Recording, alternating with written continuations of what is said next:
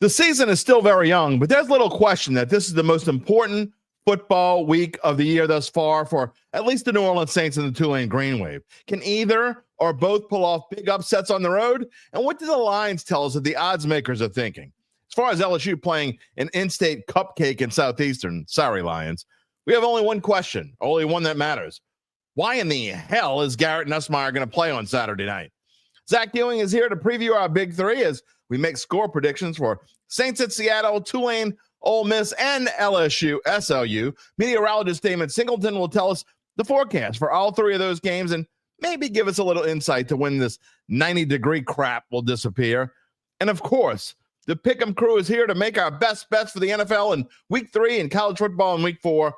Who's wearing the crown? Who's the turkey of the week? It's another jam-packed edition of the Dattitude podcast, and it starts I think that would be right now. If you're looking for the latest scoop and in-depth interviews on the Saints, the NFL, the Pelicans, LSU, along with the best bets of the week, then lucky you. Along with high-powered, in-the-know guests who cover our teams, Jim Derry brings plenty of Dattitude. And he'll always tell you the way it is. Or at least the way he thinks it is.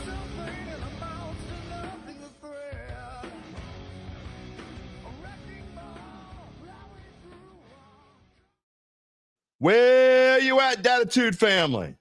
Do you believe in miracles? Channel your inner Michaels out. Yeah, inner out. Man, I'm fumbling. It's a fumble. It's Friday. Fumble. Did you watch the game last night? Sorry, Tua. You're supposed to throw to the team in white, not to the team in blue. That's a whole different story. That's coming up. Anyway, channel your inner Al Michaels because maybe on Monday we could say yes as far as miracles go. Will one or both win? Tulane at Ole Miss, Saints at Seahawks. Is it possible? I mean, anything's possible. Could they both win? And now we're stretching it. You know what's not a stretch? That this is Dattitude. Episode number 417 presented by Evangeline Securities for a Friday, September the 19th, 2025. I type it in and I still fumble it. Even Ron Burgundy can read a script. Jim Derry, not so much. Oh, that, by the way, that's who I am, if you don't know already. 35 years on the New Orleans sports media scene. I thank you for being a part of the Dat family, the ever-growing Dat family. And you already know what is special about our show. If you're new, you type in your comment. At some point, we're going to show it. Unless, well, you know what? I say unless you're a dumbass, but we already crowned our dumbass of the week, Gabe, the other day. So, I mean, could somebody trying to get a jump on dumbass for next week? I don't know. We'll see. I have not looked at the comments yet, but if you type in a comment, we're going to show it. We're live here every Monday, Wednesday, and Friday at 11 a.m. Central Time. You know the drill by now. Mondays, Mono-y Monday. It's just me. It's you. It's the comments. It's Gabe. That's it. And we talk about what happened over the weekend. Wednesday is our guest day. Next week, I'm pretty sure it's going to be WGNO's Richie Mills will be on the show next Wednesday. I'm working on trying to get someone from Buffalo. We'll see. Again, I know I keep saying that. And then on Friday, you know the drill. We got meteorologist Damon Singleton. Zach Ewing will be on in a little while. And the Pick'em crew will be here. Let me tell you something. If you've been betting on Pick'em crew picks, you're doing pretty good. And the shorts, how about them shorts, by the way? Have you paid attention to our shorts? We have now made 3 best bet shorts so far on YouTube and on TikTok. 3-0 against the spread. We had to sweat last night's out. Okay.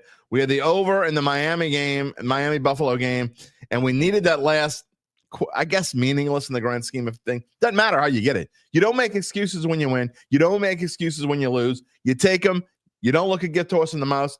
Of course, Matt Prater had missed an easy field goal earlier, so we kind of got it back anyway. Anyway, the over hit. We are 3-0 on our shorts. If you haven't noticed, go check them out on YouTube or on TikTok. And you can find me.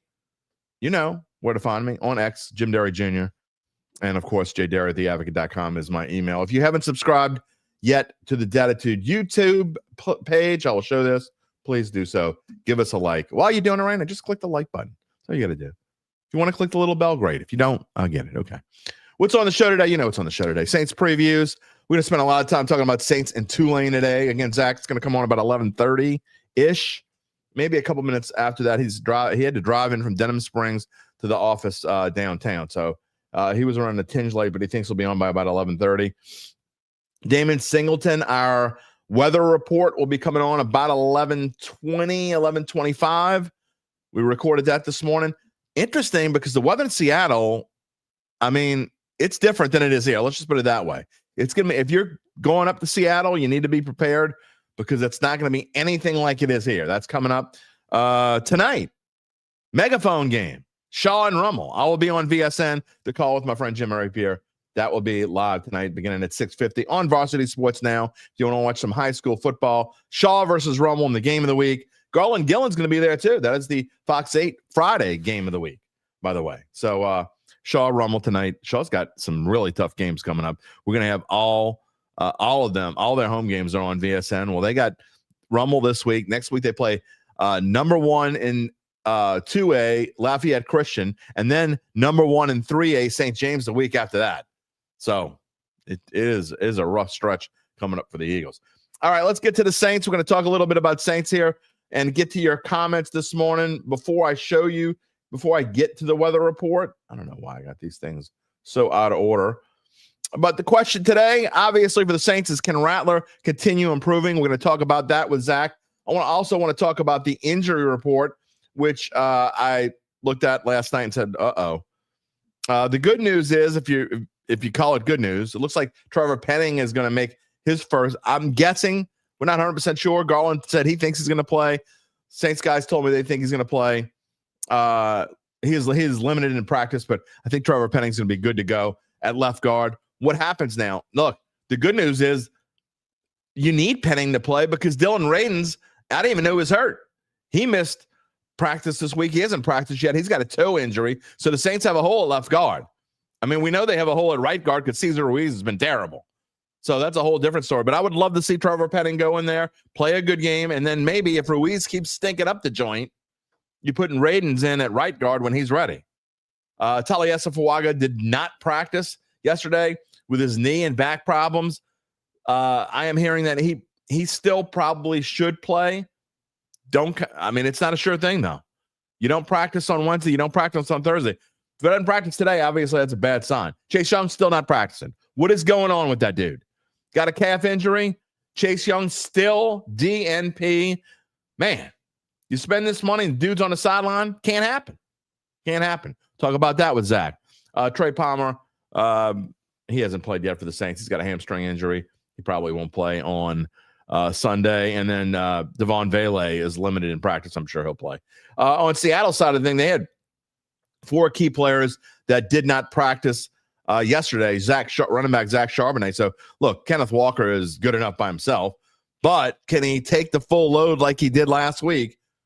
Who's going to stop Kenneth Walker? That'll be part of today's preview as well. Safety Nick Emanwari, he's DNP.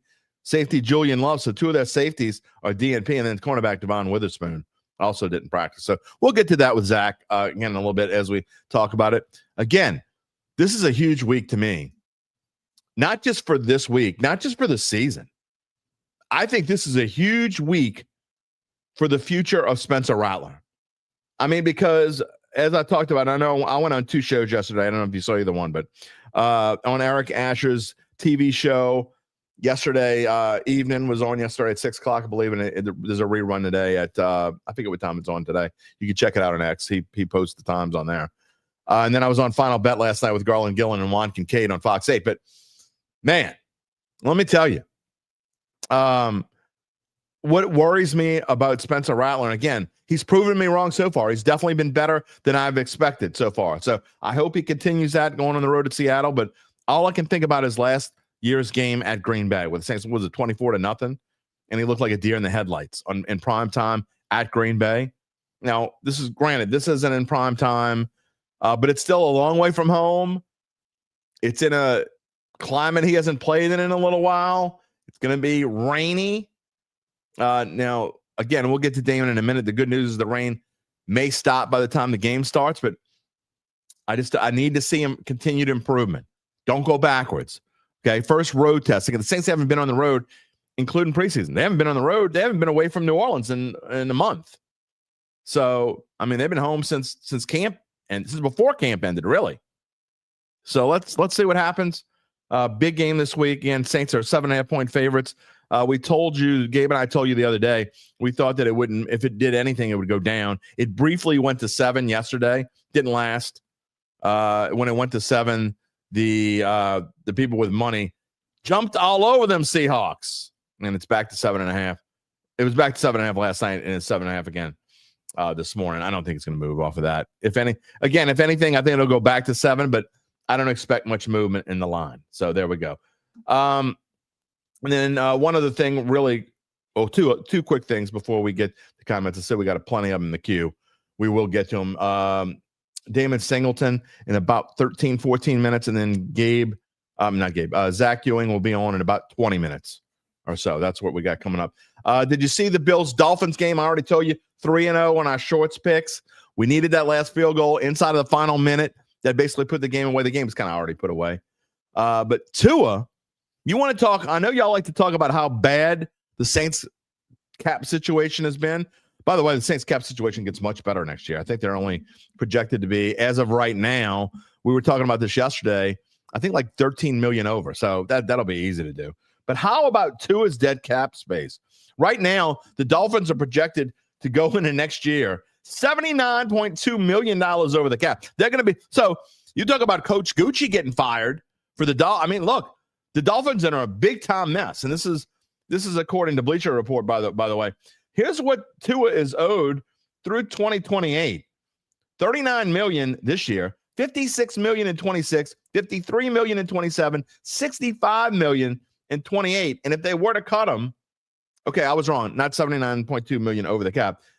The $79.2 million is how much dead cap space that Tua would have if they wanted to cut him. Wow. So, look, these quarterback contracts are just out of control. Y'all bitched and moaned about Derek Carr's contract. It wasn't that bad. And then he gave money back to the team and ended up working out okay. But, you know, when y'all look at these contracts and you look at them through a tunnel, you look at these contracts in a tunnel, you don't compare them to what other contracts are around the league. Is that a good contract for Tua? No. I wouldn't have given him that kind of money either, especially with the injuries he's dealt with. But it is what it is. And now the Dolphins may be paying a heavy price. Again, if they want to cut him, $79.2 million if he doesn't give them some sort of relief. That's insane. That'll come up over the course of the next few months, I promise you. Lastly, before we get to the comments this morning, good news for Tulane, sort of. Ole Miss quarterback Austin Simmons is likely out, according to a ESPN report. That's the good news. Bad news is Trinidad Chambliss, who played last week against Arkansas, will likely get a second straight start. Look, last week, 41-34 win for the Rebels. I get it. Arkansas's defense is not very good. But he was 21 of 29 for 353 yards with a touchdown, no interceptions. He rushed 15 times for 62 yards, 2 touchdowns. So completely different quarterback from what the Wave saw in Darian Mensah, and they also don't have that revenge factor. Going to Oxford, that line has changed. We're going to get to all that in a minute. We're going to get to your comments in just a minute. Before we do, let me tell you about our friends at Evangeline Securities. Of course, they are a company that can help you decide if it's the right time to sell your family-run or privately held business. And just as importantly, they can figure out what that business is worth. That's you or someone you know. It's time to reach out to our friends Evangeline, founding and managing partners Nick Braden and Ron Hemel. They will start by scheduling a complimentary valuation from their offices either on Poydras Street or in Lafayette. And from there, you would be well informed and begin to make the decision on if you would decide to proceed. What happens after that? Well, we'll fill you in more later in the show. In the meantime, you can check them out at www.evangelinesecurities.com. All right, let's get to this plethora of comments we got here this morning. I'm going to get to as many as I can get to. Rocky, happy Friday. And he's saying, not saying they will, but if they can clean up the drops and penalties on the O-line and play okay, Saints can beat Seattle. And I can dress as a leprechaun on Sunday. Not that I'm giving any spoiler alerts to my picks or anything. I love your optimism, Rock. We don't have enough. We don't have enough optimism. I will say that. Charles Mangus, good morning. Happy Friday. You watched the Thursday night game, expect the same results against the Bills. We can put up some offense, but we can't keep up with their offense. Yeah, and what happens when they basically have like a bye week? The Bills now have 10 days off. What are they going to do over the course of the next 10 days? They're going to use the whole 10 days to prep for the Saints? I don't know. Meanwhile, on the other end, and we never thought about this, does this factor in? The Seahawks actually play a division opponent on Thursday Night Football next week. They play the Arizona Cardinals. Does that factor in? I'll ask Zach what he thinks. Nathan Thomas, good morning. Who dat? Dollar Bill's here. You just love it on UBN, aren't you? Tulane should score 30 points. It's just a matter if they could stop Ole Miss. I don't want to get ahead of them. I've gone back and forth, and I'll show my predicted score with Zach in about, I don't know. Zach's going to be on in about 15, 20 minutes. We'll get to Tulane early. I just don't know. I've gone back and forth in this pick so many times. I finally settled on a score. Chad Gage already given us a score. We haven't got the Saints predictions, but you're okay to do it now if you want. Seahawks 24, Saints 13. That's Cali. Glad it's Friday. Longest week ever. You know, doesn't seem like sometimes it's always the longest week ever when you got, and then the next week's the longest week ever, and the next week, it's crazy, man. I know this. I say it every year, and I haven't said it in a while. When you're a sports writer or you're a broadcaster and you cover sports for a living, you go to sleep in August, you wake up, it's January, and you're like, where did the time go? It's already, I mean, we're week 3 in prep and week 3 in Saints and week 4 in college football. Crazy. Michael Morgan says, Seahawks 24-10. It will be raining on Seattle on Sunday. Maybe not at game time. We'll see what Damon Singleton says in just a minute. Big Valley, Spencer Rattler is better than, give me a break. You can't be serious. Spencer Rattler is not even close to as good as Tua. It's not even in the same ballpark. I hope you're joking. Dollar Bill says LSU is minus 39.5.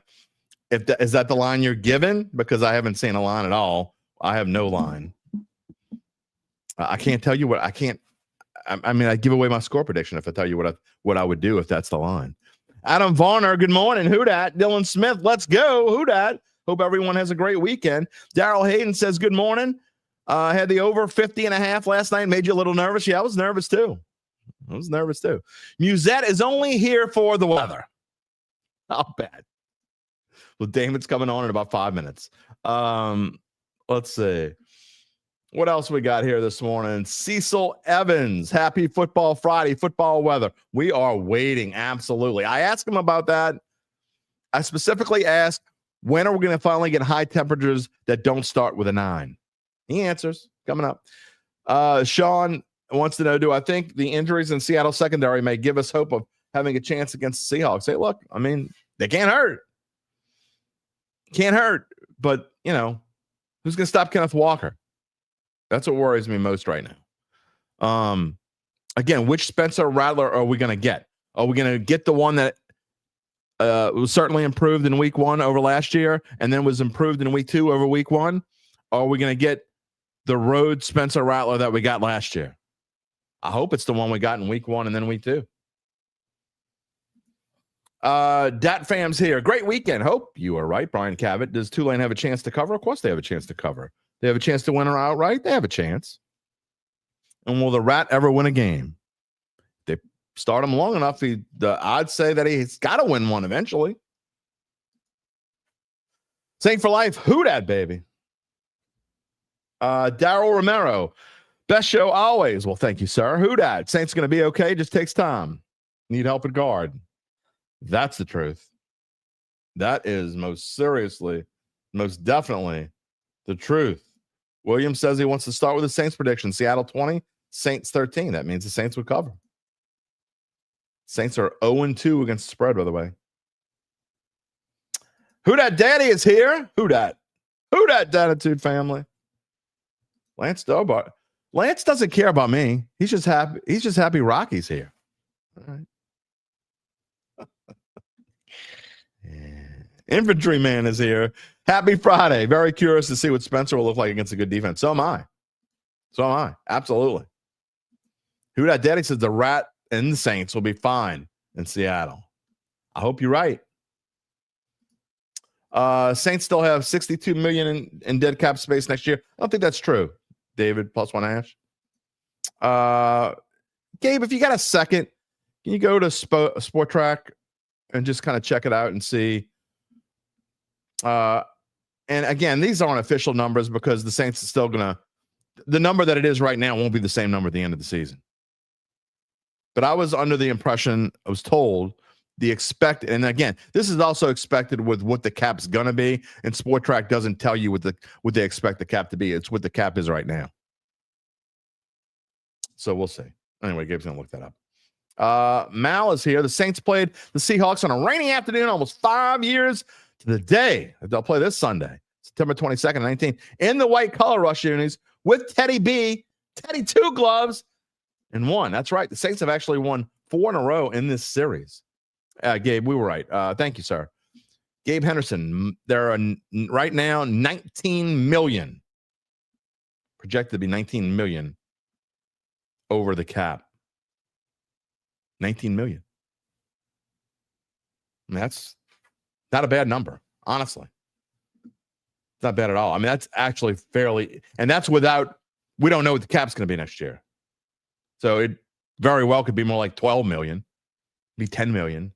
And even if it isn't, even if it stays at 19 million, even if it went up, that's an easy number to get around. I mean, the Saints have been dodging 70 millions and 80 millions. So that's an easy number to get to.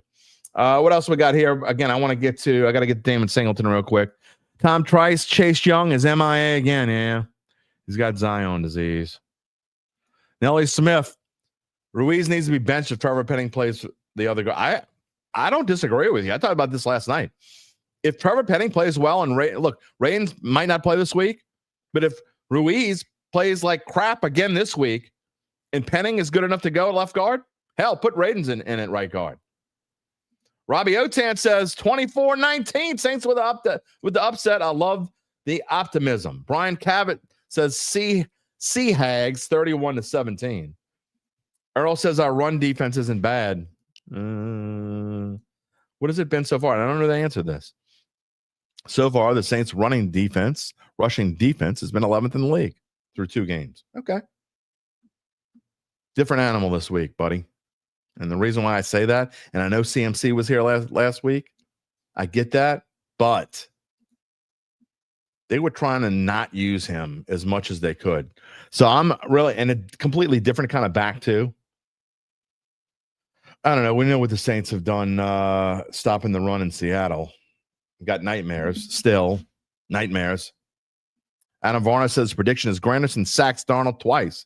Now I like specific predictions. I like it. Cheshire Cat says 24-20 Seahawks. Silver Gator says 24-7. Man, y'all are early. We haven't even got to our Saints predictions yet. Y'all gonna make? I'm not gonna be able to show it later. Silver Gator, Seahawks 24-17. Y'all all saying the Saints going to cover on most of you. Daryl says, asking Gabe, he says he likes the Texans this week. What does he think? We can't tell you what he thinks because, spoiler alert, it's in his best bets.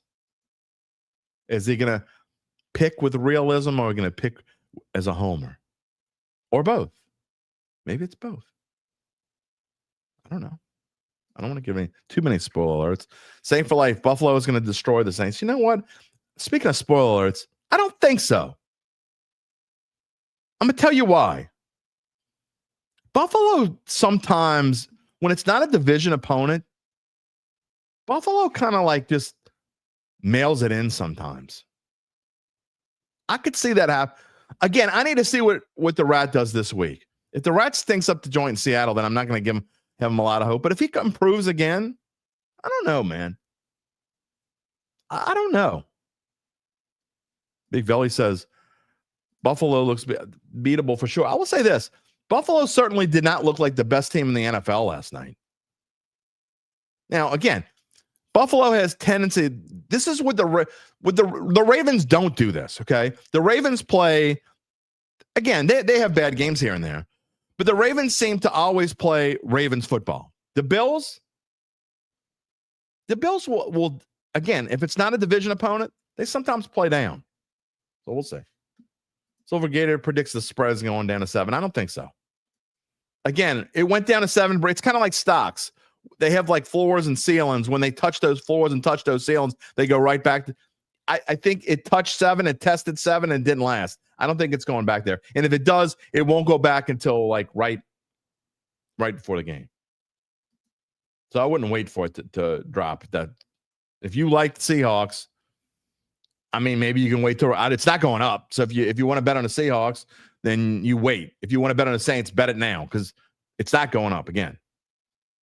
All right, let's get to the weather forecast with Damon Singleton. Again, a new segment if you weren't here last week. This one's only 4 minutes and 41 seconds. We talk about, again, what's the weather going to be like around here? When are we going to get rid of these 90-degree temperatures? And at the end, we also talk about the tropical forecast very briefly. But more specifically, Saints at Seattle, you see that number over there in some rainy conditions? What does the meteorologist think? We're back. And again, on the other side, 4 minutes and 41 seconds. Dattitude podcast this Friday morning. It's our new weather segment. We're excited to have it. If you missed it last week, meteorologist Damon Singleton is with us here. He is with us at NOLA.com now, formerly at WDSU, and we're so happy to have him. Damon, just talk a little bit about, before I get to this, I know I asked you this last week, but 7 days after I asked you this question last week, do we see anything on the horizon that's going to get that first number of 9 off of our high temperatures? Well, we're seeing the possibility of a frontal boundary making its way towards us next week. So we may see a break probably by midweek, Wednesday, but that break is like 88 degrees. Hey, I'll take it. I'll take something like that. Yeah, anything right now, huh? I'll take it. Let's get into game day forecast because we actually have something that's different, and it's only because the Saints are traveling, I don't know, what is it, 2,500 miles to the northwest, going to Seattle, where it is going to be typical Seattle kind of weather. It looked like the thing you sent me this morning about 90% chance of rain. What we got going on in Seattle this weekend? Yeah, there's a big system making its way through the whole Washington State area right now, and there's a lot of rainfall expected with that, a lot of thunderstorm activity as well. But I think something to watch is the timing of it all, because most of it may be coming through in the morning hours. So by 1-2 o'clock, most of that rainfall, they may be done with it, and then just some scattered showers after that. But the morning in Seattle right now looks terrible, and the game time temperature looks like it's going to be about 66 to 68 degrees. If Saints fans are traveling up to the northwest to go tailgate and have a little fun in Seattle, I'm guessing they need to bring a different kind of gear. Like they need long sleeves. Put it that way. Well, they need to be prepared for some chilly weather, and they need an umbrella, poncho, raincoat, something like that to prepare for the rain. And Damon, if you look at the weather at Tiger Stadium, all right, not much is different there, so they won't get any kind of relief that the Saints fans are getting in Seattle.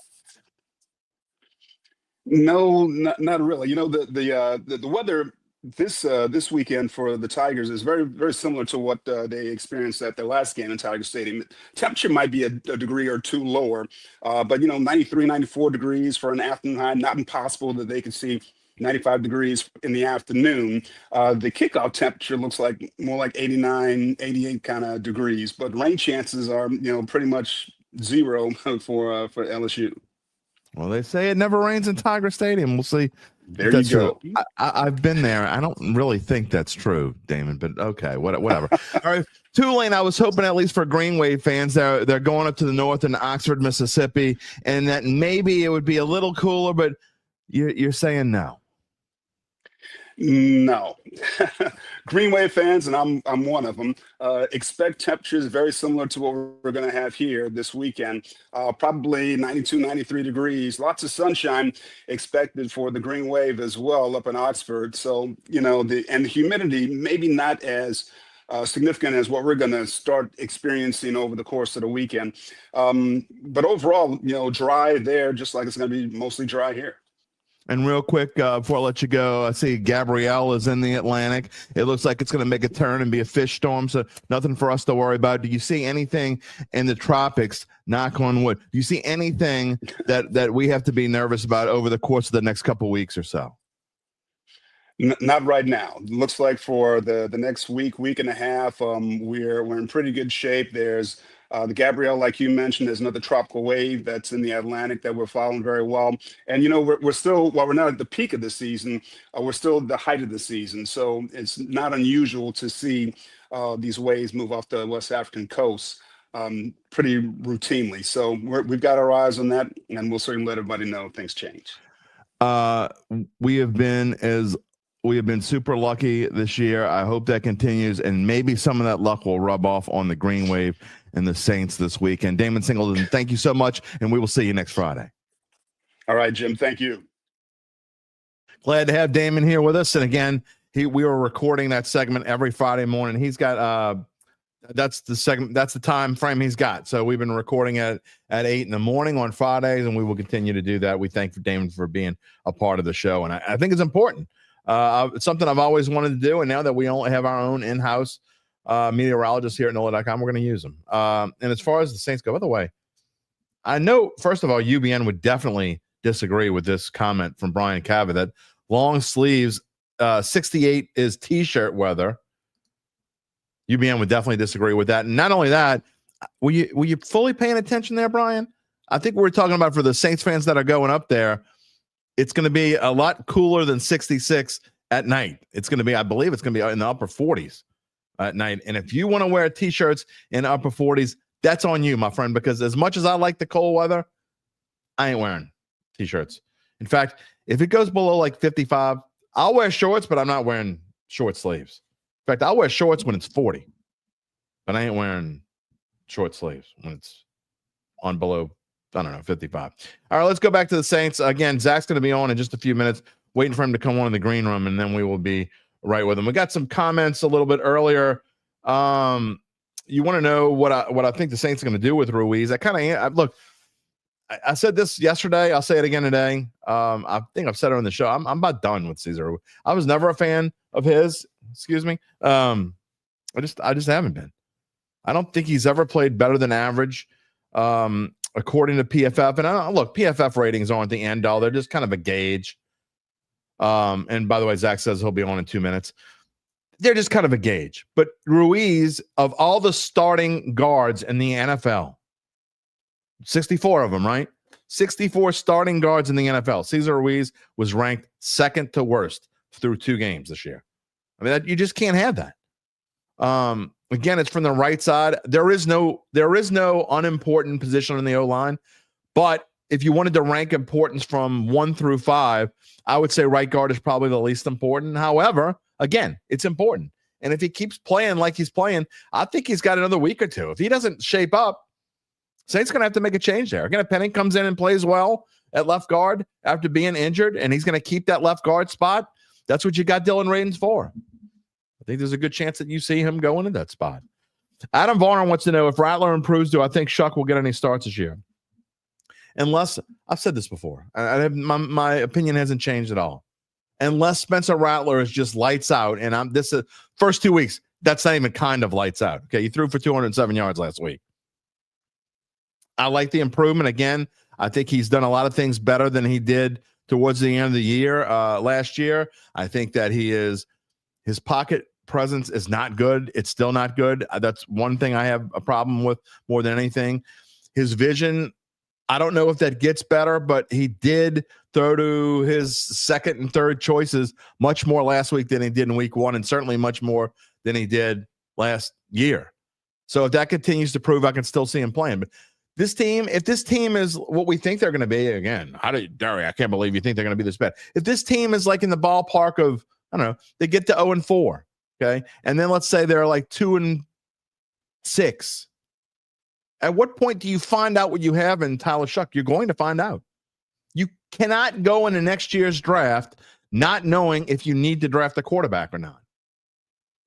And unless you just think, unless you are pretty damn sure that Spencer Rattler is going to be the future of this franchise, then you need to know what you have in Tyler Shuck. So the answer to that question is, I wouldn't do it this week or next week, and I probably wouldn't do it against the Giants, even though that's, I know that's what I said probably would happen before. I've kind of changed my opinion on that. I want to see Spencer Rattler have a chance to win a football game. So unless he just really is bad the next 2 weeks, I would absolutely start him in the dome against the Giants because he deserves to have a chance to win a football game. I don't think this week is very winnable, spoiler alert, and I certainly don't think next week is winnable. With that being said, the Giants game is definitely a winnable game. And so I want to see if the Saints start 0-4, give them a chance to get that first win. And then if he's 0-11, I don't know if you have a choice, man. I just don't know if you're going to have a choice.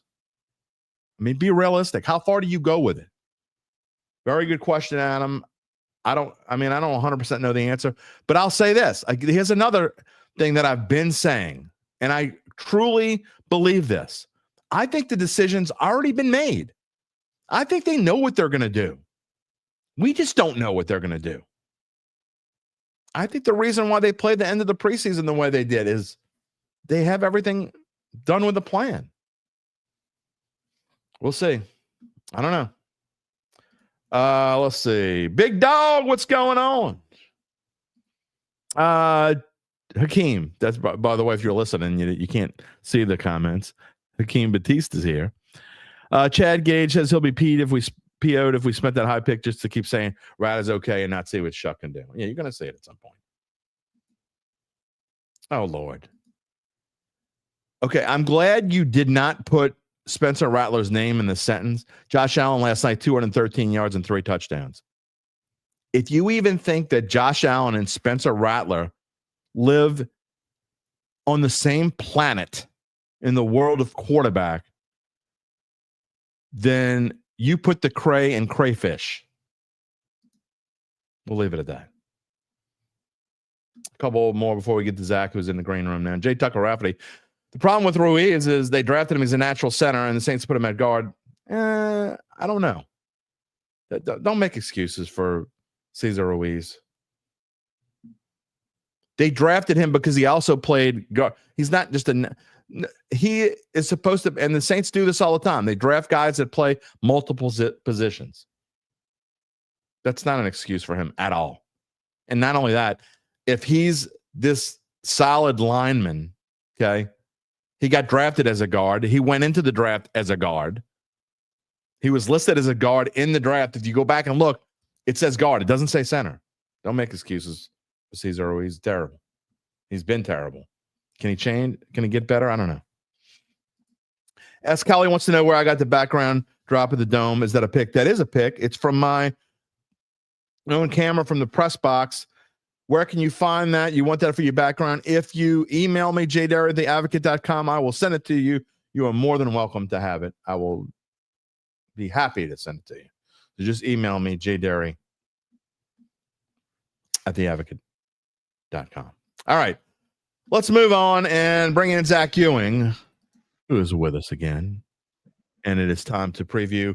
We're going to start off with the Saints. We're going to save our Saints prediction for last. So we'll try not to give too many spoiler alerts.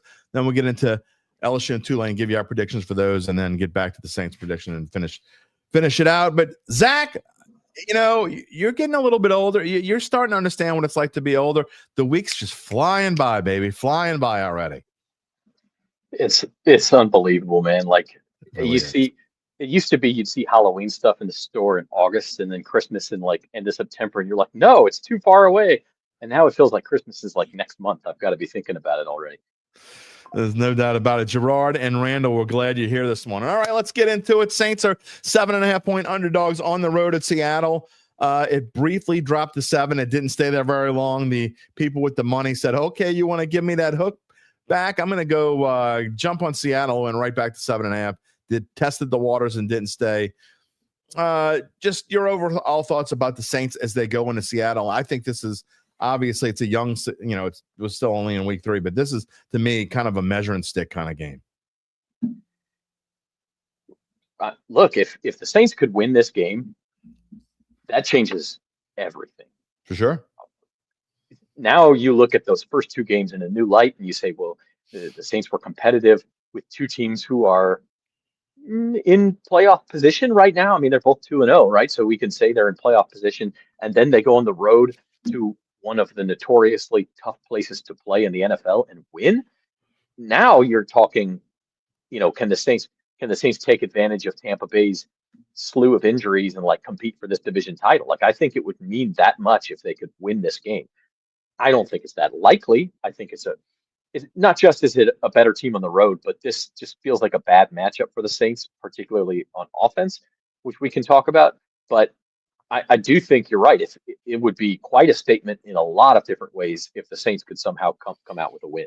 We had Damon Singleton on a few minutes ago, and he talked about how the weather's going to be completely different. I don't know if this helps or hurts the Saints. It's going to be potentially rainy. He thinks the weather it's going to be really bad in the morning. He thinks that the rain may be over by game time. It may be lingering, but it's going to be much cooler. It's going to be about 65, 68 degrees at game time. It's going to be really chilly the night before. So interesting weather situation. I don't know how that plays in or not. It's probably going to be windy, and it's always tough to play in the home of the 12th man. Yeah, it's Seattle, right? I mean, it's right. I was talking to somebody who lives out of town, and he asked how I was doing, and I said, well, it's just trying to get through the last month or so of the extreme heat here. And he kind of looked at me funny, and then remember, oh yeah, you guys still have summer down there. A lot of the country doesn't have summer, and it's Seattle in September, like you're going to get some rain. Lumen Field is exposed to the elements. There's no roof. It definitely could impact the game, and I think both teams want to run the ball, and so that's the question. Yeah, it may not affect the passing game quite as much. You got to hang on to the ball, obviously, but it'd be kind of old school football. Jim Derry with our weekly visit with Zach Ewing, assistant sports editor of The Advocate and the Times-Picayune, and also the Saints editor on NOLA.com. Zach, just I want to talk about Spencer Rattler for a minute, because obviously week one, he looked better than he looked at almost maybe at any point last year. And then week two, I thought he even improved from week one. So going on the road for the first time, which Spencer Rattler do you think we're going to see? Do you think we're going to see another week of improvement of Spencer Rattler? Or do you think we're going to see deer in the headlights, Green Bay Spencer Rattler? I don't know if we're going to see that bad, but we had a segment on our Saints Insider podcast on Wednesday, and basically it was like, is this real or is this a mirage? And the first one we talked about is Spencer Rattler. Is this real or is it a mirage? And I think the answer is that the improvement is real. I think he is playing better than last year. But for me to sit there and say he's a bona fide starter in the NFL, he's, and your guy going forward, at least for the near-term future, I think he's going to have to show it on the road. I think he's going to have to show it against a tougher defensive opponent. And we'll see, because this is almost as tough as it gets these next 2 weeks between the defense that Mike McDonald and the Seahawks have, where they are, I think, leading the NFL in pressure rate, and yet they only blitz. Like, so their rank in terms of percentage of blitzes is like in the 20s. So they're getting pressure without having to blitz. And then you go to next week to Buffalo, where you're probably, going to be hard pressed to keep up with that offense. And so, you need to score into the 20s, if not the 30s, to win that game. And so that's a different kind of pressure. And we'll see what he's got. I tend to think this is probably, we are going to see a little bit of regression statistically just because of the circumstances. That doesn't mean that he's playing badly or playing worse. It just means that I think the circumstances have changed. I think there's no doubt that's true. By the way, Rainey Cajun is here. He's up there in Seattle. Rainey, are you going to the game this week? Let us know. A Saints fan in Seattle. You bring up, and it's kind of a good segue to where we're leading. And look, these numbers, again, take them with a grain of salt. They're after 2 weeks. Do we put a lot of stock in defensive and offense and defensive rankings after 2 weeks? Maybe a little bit, but they are kind of an indicator of what's happened so far. And really, when you look at these numbers, if you just look at the numbers, the Saints are pretty comparative with what we see from Seattle. And for those who can't see the graphic, they're listening to the podcast after the fact, I'll read them quickly. The Saints rushing defense against the Seattle offense, 17th against 19th. And the Saints rushing offense, Alvin Kamara was really good in that game last week, 13th against Seattle's 11th ranked rushing defense. On the passing side of it, Zach, 13th, the Saints defense against the 16th ranked offense of Seattle in the passing department. And then the Saints offense is 22nd in the NFL. The Seahawks passing defense has been 21st. Again, take it with a grain of salt. It's just 2 weeks. Exactly. It is interesting that both teams have played the 49ers. So there's some comparison there as far as those numbers go. Seahawks' second game was against Pittsburgh, that a team we thought would have good defense. I'm less certain of that after watching them through 2 weeks. Right.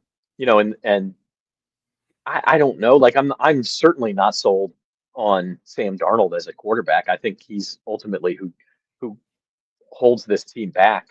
And because of that, I think both teams are just going to try to run the ball. I mean, especially if we get a little bit of bad weather, like we're going to see both teams try to run the ball 35, 40 times in this game. Now, maybe only the team that ends up winning the game is able to pull that off, but I think that's the plan.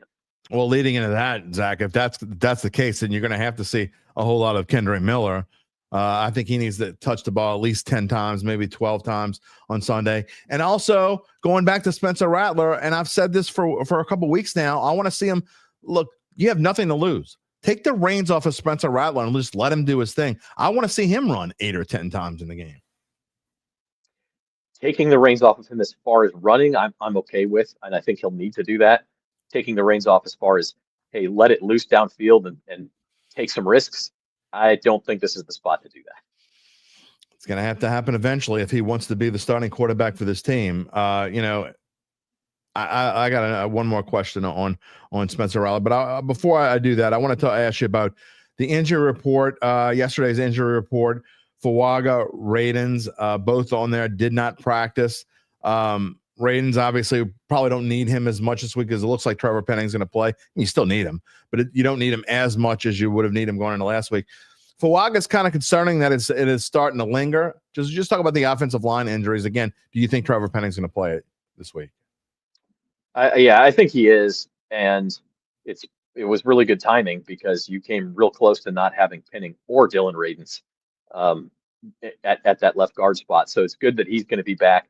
I do worry a little bit, like if he's not 100% or there's a risk of a setback or something, right, and something happens to him, all of a sudden you look real thin at guard, and you're obviously now thin at tackle without Fuaga. I don't think he'll play. I mean, the Saints are practicing in Seattle today. They left last night, so they're get acclimated to the time change and all that stuff. They're practicing at the University of Washington today, so we'll see if he's out there. It's a little bit later, but I would be surprised if either he or Chase Young. I mean, they're you're not practicing all week. You're not going to suddenly Fuaga maybe because he played last week. Maybe they're just managing it, but I think they probably have gotten to the point where his performance is suffering because of the injury. You got to shut it down for a week or two. You got to let him get healthy, or you'll be dealing with subpar play there all year long and possibly a more serious injury. By the way, Rainy Cajun says he's not going, but at least he can watch live on local TV and doesn't have to pay $20 for a beer. Yeah, I'm with you on that. It'll be weird for. I know you'll probably feel the same way. It'll be weird for you and I. I mean, we've been in the dome for 4 straight weeks to be at home and watch football on Sunday. It'd be kind of strange. It'd be the first time this year where we do that. Especially with a 3:00 start, right? Like you get that whole noon window to kind of watch games. I get to go to church. I never get to go to church in football season because I'm always busy, but I can get home around 12:30 and catch most of the early games and be locked in for Saints kickoff. Yeah, there's no doubt about it. Let's see. David Bordelon says great game for Kendre Miller, maybe a breakout game. Okay, we'll see. If he had a good one, it certainly would be what we were talking about. Darrell Hayden, Kendre plus rushing yards, noted. Okay, I'm not telling you to go bet it. Uncle Deuce. Okay, this is what happens when Ron Burgundy clicks on a comment and doesn't read it first. Why would you want to see the quarterback run 8 to 10 times a game? Because he's good at it and he should. It stresses the defense. If your quarterback can run, they have to answer. Yeah, they have to account for that extra guy. It stresses the defense, and you've got to do anything you can against this Seahawks front seven. Now, I will say, I don't know how much this has been talked about, Jim. Julian Love, the Seahawks starting safety, we talked about it earlier on the injury report. And Nick Emenwari the last 2 days. That's a pretty big loss for them. 2 safeties in the secondary. Yeah, Nick Emenwari, the rookie out of South Carolina as well. So, can he, can Spencer Rattler take advantage of maybe some reserve safeties back there? It's going to depend to me on, can they establish the run? Can they protect him enough for that to matter? They're also probably without Zach Charbonnet, who didn't practice again, backup running back. So it's going to be a lot on Kenneth Walker's shoulders. And then cornerback Devon Witherspoon also didn't practice as far as the injury report going. Interesting scenario. Again, I'm going to finish this segment with Spencer Rattler because I want to ask a specific question about him. But an interesting scenario where this week it's kind of the opposite of what the Saints have next week. Next week they get the Bills, who have 10 days rest. This week they get the Seattle Seahawks, who have to play a division opponent on the road on Thursday Night Football this coming week. So they're trying to cram maybe 2 games into one. Is that a good thing that maybe that helps the Saints a little bit? Yeah, sure. Every little schedule advantage you have, you'll take. Obviously, the Saints are on the road, but that is lessened a little bit by the fact that Seattle was in Pittsburgh last week and they also had to fly back, so they've traveled quite a bit. And as you say, when you've got that Thursday game, especially against the division opponent, like I think back to last year when the Saints had, what did they have, like Kansas City on a Monday, Tampa on a Sunday, Denver on a Thursday. And like that was when their season. I know Thursday game. That was also when Derek Carr got hurt. So the wheels came off for a couple of different reasons there. But that's a really tough spot for a team to deal with, where you're just turning around. And I do think it probably, like, I don't know the situation with Julian Love, but if he's close to playing, they might hold him. Just hold him out of this game, because you've got this division game coming in just 4 days. Good point from Daryl too, as well. And then they had to fly back from Pittsburgh, so they had a game cross country last week. Then they're playing at home, and now going to Arizona next week on a short week. So yeah, this is an interesting sandwich spot for the Seahawks, and definitely one that maybe the Saints can take advantage of for sure. All right, I want to end this Saints segment. And again, we're going to save our Saints pick for last.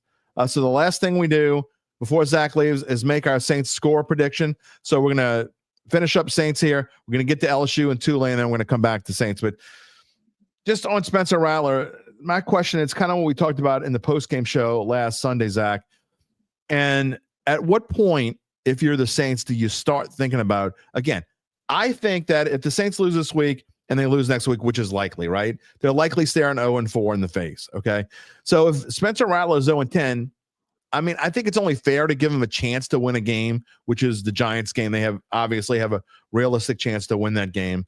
But what do you think? I mean, at what point, if they're 0-10, if he's 0-10, and then they lose the Giants game, he's 0-11, what is a realistic number? Does Kellen Moore even think about that? At what point is this, it's just really hurting his career? I don't know.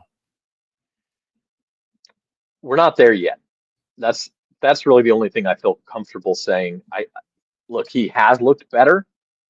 The Saints certainly could have won those 2 games. Yeah. They obviously had the pass. If Juwan Johnson comes down with it, they're right there in the first game. And then last week, if they don't turn the ball over, a couple things go their way late, like you still have a chance to win that game too. So I don't think you're sitting here looking at Spencer Rattler's record and saying, well, he gives us no chance to win. Look, he's 0-8. You're not there yet.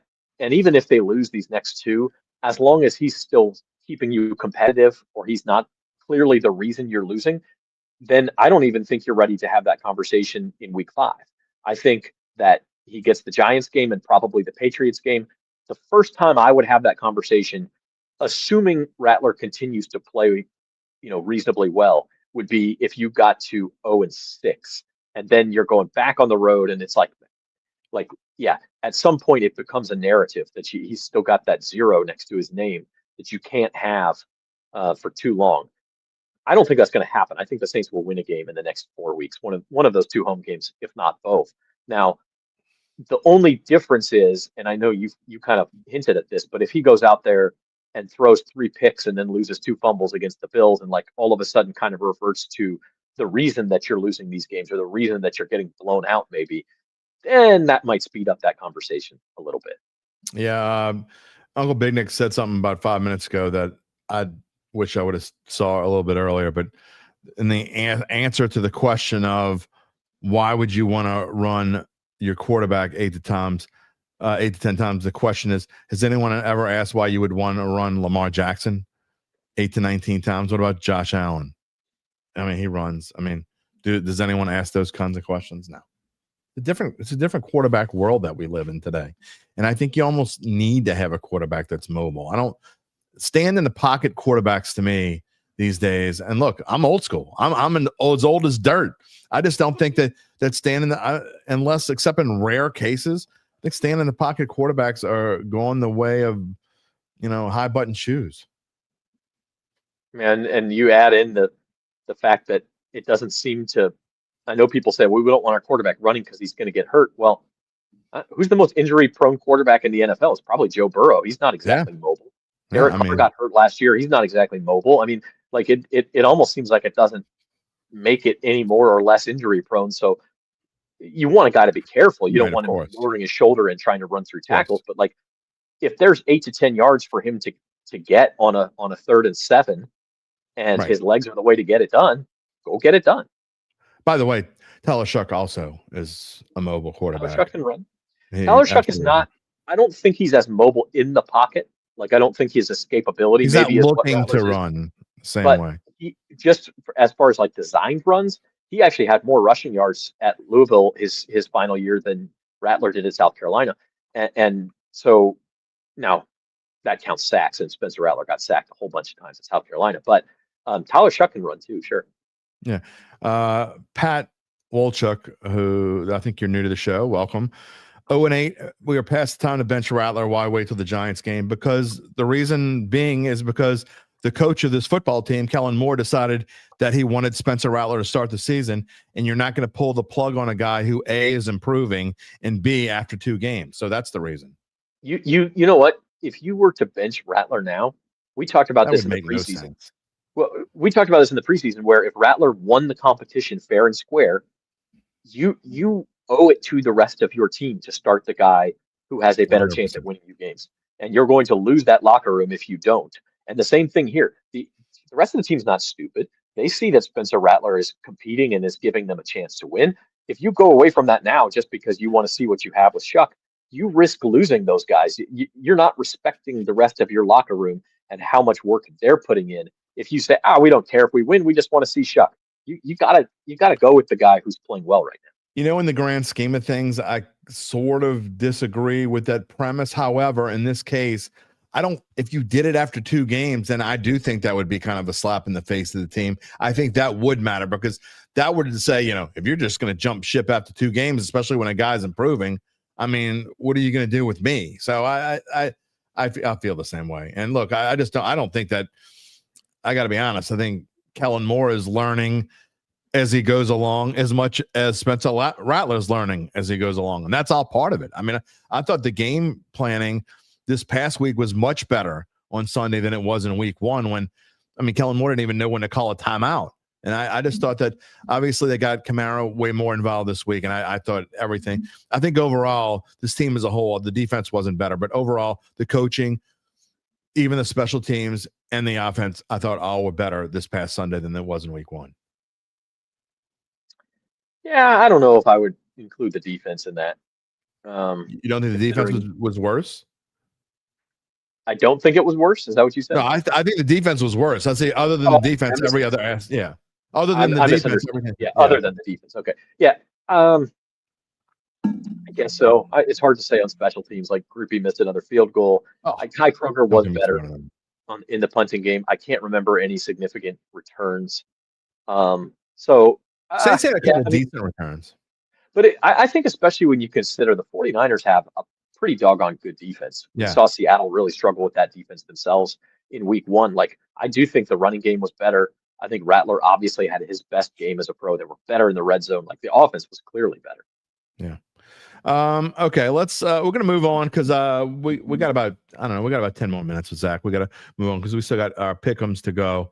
And so I don't want to spend a whole lot of time talking about LSU, Zach, but I do have a question though. Why in the hell, and you do the LSU podcast as well, why in the hell is Garrett Nussmeier playing this week? You gotta get him in rhythm. That's my answer there, is like, but he's banged up, he's hurt, he needs, the only way to solve an oblique injury is with the rest. So why wouldn't you just give him 2 weeks off? I think the better question is, why, if the injury was really that serious, why didn't we hear about it until Monday? I don't think the injury is that serious. Brian Kelly says that he's, quote, on the other side of the injury. That means he's getting better. They're not putting him out there if it's a risk of re-injury. We don't even know that it's an oblique, by the way. Torso injury could be a back, it could be a rib, it could be a hip, I guess. It could be anything. And if they feel like it's important for him to get out there and at least play a half against Southeastern, so that he can kind of get on the same page. He's been missing throws. Yeah. Let him stretch that out a little bit. Let him see. And you can't. And you said 2 weeks off. Like, you got Ole Miss next week. You can't really give him 2 weeks off. He's got to be in practice next week. So, well, I mean, 2 weeks. I meant from the end of last week, which he Yeah. hasn't really been practicing. So, I mean, from the end of last week until maybe like Thursday of next week. So almost 2 weeks. I don't mean give him the Ole Miss game off, but I my just think he needs personal, to- like, as a coaching staff, they have to weigh, okay, how serious is the injury and how much he needs rest versus Yeah. how much does he need to get in rhythm and kind of get his mojo back for Ole Miss. And I think they've clearly decided the injury is less of a risk than the fact that he may be still kind of out of rhythm going up to Oxford. Fair enough. Let me answer this real quick. You don't have to answer this because before I forget, because this is an important one for me to answer. Tom, if you really, he says, Tom Price says Rattler's underrated. He's got a live arm and can avoid the rush, and he gives the Saints the best chance. You really think that Spencer Rattler is the best quarterback the Saints have had since Drew? I hadn't used this line in about 2 months, but I broke it out Wednesday. I'm going to break it out again. They have a sale on bird feed at the place up the street here in a minute. I don't know what side of the lake you live on, but you can go get yourself some bird feed and feed the pigeons on Sunday. If you think that Spencer Rattler is the best quarterback this team has had since Drew Brees, he's not even. I'd say he's like 4th or 5th on the list. Okay, I got it out of my system. I feel much better. All right, Zach, let's get to our predictions of LSU. Again, I don't really think we need to waste a whole lot of time here. Your prediction is blowout city, baby. You're taking the LSU Fighting Tigers. There is no line, so we can't be wrong, all right? You're 5-1. I'm 6-0. That's just straight up. Last week, one of us here was 3-0 against the spread with our local teams. I don't remember which one that was. But anyway, what is your pick this week for LSU Southeastern? I got 44-10. LSU gets its offense untracked a little bit. We see Nussmeier throw down the field a little bit. You know how many attempts he has had in 3 games that have traveled 20 air yards or more? No, none. Well, no, none to 30. Not many. How many? 13. Okay. He's thrown 13 passes and only completed 4 of them that have traveled 20 plus air yards. So Nice. I want to see him get the deep ball uncorked a little bit. I want to see him get the running game going a little bit. I think they will. The defense dominates. I even threw in the 44. We get a safety from the defense this week. All right. I want to see, again, by the way, when I do these things and Zach and Gabe and UBN send me their picks, I know you think that it's impossible not to look at them. I'm telling you, I don't look at them. I just see that I have it. I give it the like, and I do not look at their scores because I don't want to influence my score at all. So that being said, my score is not that far off, but I got the goose egg. 41-0. I got LSU beating Southeastern. I think we're going to see the goose egg this week. Louisiana Tech shut them out. I think LSU is going to shut them out. And here's what I want to see when I look at Garrett Nussmeier's line score on Saturday night or Sunday morning. I want to see attempts 4, completions 3, yards 33, no touchdowns, no interceptions. Get your ass out of the game. Let's move on. That's what I want to see. I'll take the over on all 3 of those numbers. All right. Charles Mangus says LSU 48-7.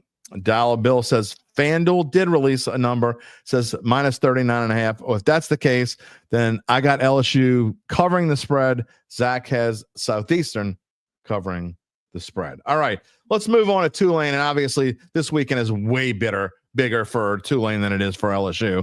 I mean, LSU is going to roll. They're playing a preseason game. Meanwhile, the Tulane Green Wave are going to Oxford. They can take the bull by the horn, Zach Ewing. If they can upset the Ole Miss Rebels this week, they're already the favorite. But then if they win this week, they are the clear-cut favorite and in control of their own destiny to make the college football playoff. You know what's funny, though? I think they might be anyway. They might be. Because they can't get blown out here. But it's looking to me like it's the American champion is going to be the group of 5. Like the Mountain West is almost out because Boise got thumped by South Florida. So South Florida is either going to get it over them or whoever beats South Florida is going to get it over them. And Boise State's a big favorite in the Mountain West. The Sun Belt doesn't have a team. Liberty's already lost a game, I believe, in Conference USA. The MAC is easily the worst. Like, I think if you look around the group of 5, Memphis. Yeah, well, but they're in the American. I'm saying the American champion is going to be your clear cut. And so even if Tulane let's just say worst case scenario, they lose this game by 35 points. I still think if they come back and beat Memphis and beat South Florida and win the American and go 12-1, I think they control their own destiny for this thing. So Well, it is a big game. It's a statement game. I actually, if you look at just the playoff, like their path maybe narrows a little bit, but doesn't narrow a lot if they lose this game. why? And I asked the question here in the headline. If you can't see our slide, it says, "Why such little faith in Tulane?" And the reason why I asked it that way is no one seemed to notice what Tulane's done so far. And this line, interestingly, it started 12.5 early in the week. It dropped very briefly to 11.5. And I was surprised to see this morning it's all the way up to Ole Miss is now a 13.5 point favorite. Meanwhile, the total stayed the same at 61.5. It went up from 60.5 earlier in the week, but is the same as Wednesday. Why do you think the spread's gone from 11.5 to 13.5? I think there's a lot of respect for Ole Miss offense. Now, Trinidad Chambliss is going to play again. The backup quarterback, Austin Simmons, is hurt. Right. But he looked really good against Arkansas last week. Really good. Yeah, 21-29 for 353 with a touchdown. And he also ran it, Zach, 15 times for 62 yards and 2 touchdowns. And Tulane has been a little bit shaky defensively at times this year. You look at that South Alabama game. You kind of let Duke back into the game last week. I think Tulane may give up quite a few points in this game, and I think you're seeing that in the market is that 13.5 is easier to get to in a high-scoring game because all Tulane needs to do is be up by a touchdown late and then add one to put away the game and win by 14, and that's it. Gabe says, don't forget about Dan Mullen and the fighting running Rebs in the Mountain West. I mean, UNLV's not very I good. don't think they can beat Boise State, but yeah, we'll see. I mean, obviously, if they went undefeated, you'd have to consider them. Of course. Such a weird thing. I just think Tulane, even if they lose this game, that it lost to an SEC team on the road, a good SEC team like Ole Miss is. I know people kind of maybe they're not what they were last year, the year before, but they're still going to be in the top half of the league. And if you lose that game, it'll be forgiven if you go win the American. Before we make our predictions, if you had to give odds, okay, that John Sumrall will be the head coach of the Tulane Green Wave on opening day of 2026, what would you put those odds? Plus 350. That's about right. I actually probably put more. I don't. If unless they just like kind of semi fall apart, I don't see how he doesn't get a major. And I'm not talking about North Carolina. I'm talking about like SEC, Florida. One of the something. I don't know. I mean, he's the only reason. There's 2 chances that he stays, and that's one, like you said, they just kind of have a middling season, and he doesn't get the offers. And the other one is that he can afford to be picky. He seems to like it here, and he can kind of sit and say, we'll see if Billy Napier can save his job, but maybe there's something about the Florida administration he's not crazy about, and he wants to wait. Like if he's confident that he's going to keep winning uptown, he's going to have more offers next year too. So he can afford to be patient with it. I will say this, unlike Billy Napier, I think that John Sumrall next year, whatever he does, I think he's going to be phenomenal at it, Zach. I think he's going to be a great coach at the next level. You agree? I do. He's got it. Like you all know, you can't totally define it, but you know it when you see it, and he's got it. There's no question about that. Okay, so like a dummy, I downloaded your LSU slide twice, so if you give me 1 second. Real quick, Tulane the rest of the year, forget about this game. Do you think do you like their odds to win 11 games this year? To win 11 games? No, they don't play South. They don't play South Florida in the regular season, correct? No. I actually think at Memphis might trip them up. If I had to pick, I'd say 10. Okay. I think at Memphis could definitely trip them up. Memphis got a good team. All right, I'm having an issue trying to upload the slide, so I'll just go to both of our scores at the same time. Sorry to kill the drama for the Tulane game, but we're going to start with you first, Zach. What is your prediction for Tulane and Ole Miss on Saturday afternoon, 2:30 in Oxford? We are scarily. It's crazy. It's the same line of thinking here. Yeah, I think Tulane will score. Ole Miss showed last week. Obviously, their defense is still a bit of an issue. Although Taylor Green at Arkansas is off to a phenomenal start. If they could if they could even win 9 games, he'd be in the Heisman conversation. That guy's really good.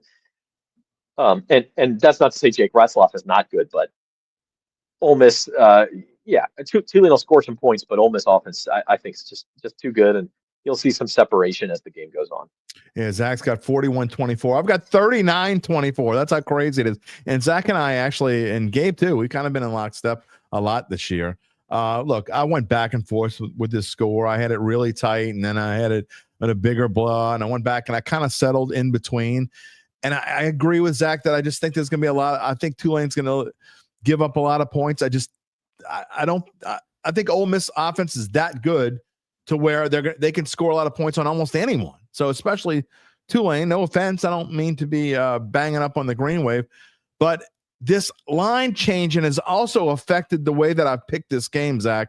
The fact that it's moved so much has also changed my opinion on it. And the odds makers moving it, I hate to react to stuff like that all the time. And I don't all the time, but I just think in this case, they know something. And maybe they haven't seen Tulane enough, but I'm going to go with Tulane not covering here, but just barely. Yeah, the only thing I'll say for Ole Miss is big win against Arkansas last week.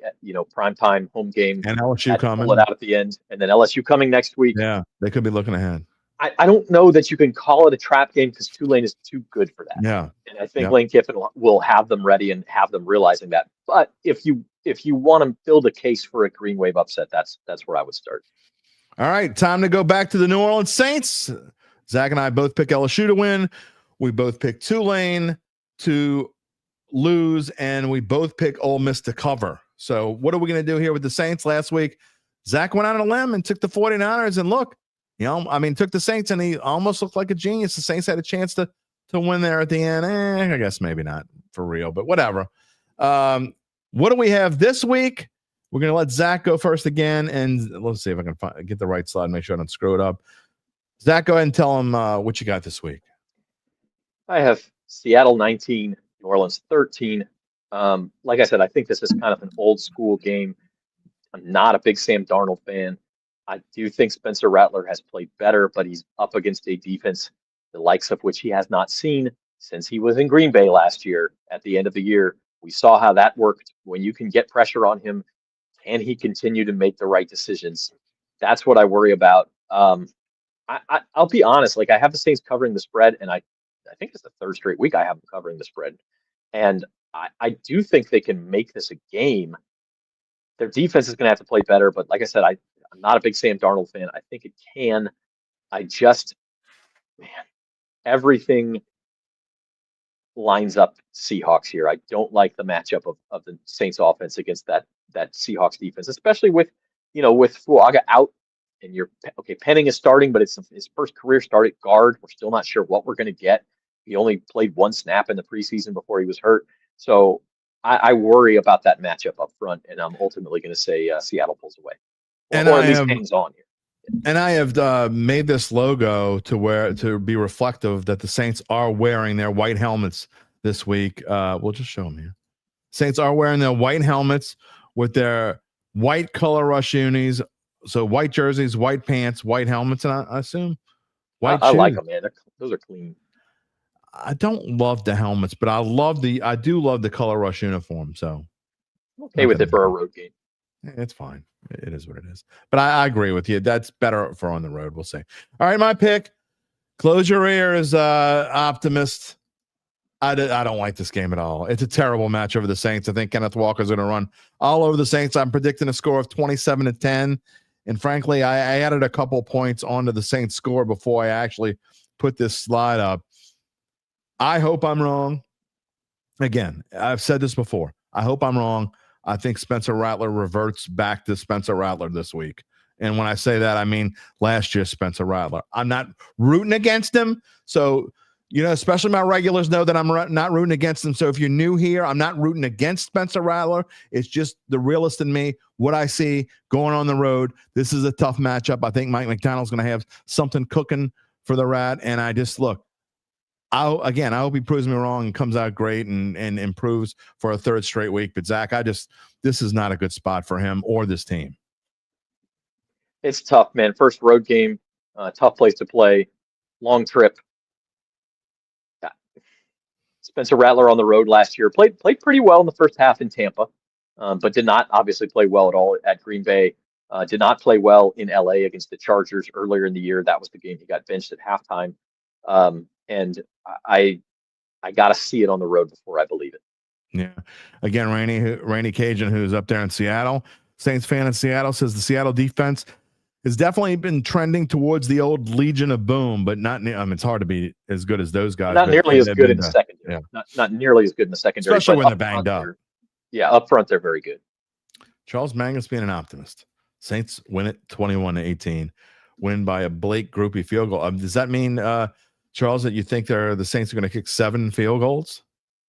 Because that's kind of the only way to get 21 without. I mean, I guess theoretically they're going to go for 2 3 times, man. Oh, you would love that, wouldn't you?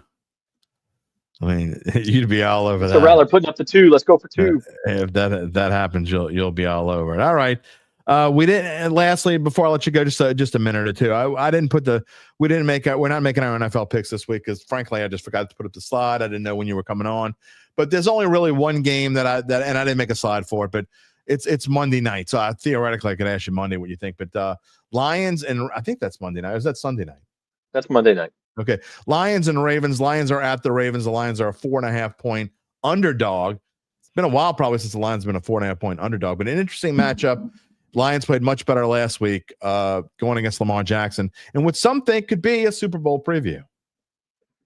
I would not touch this game with a stick, as you like to say, on the betting line. I think there's been a lot of steam, a lot of support for the Lions in the market. I think this opened at 6.5 and is now down to 4.5.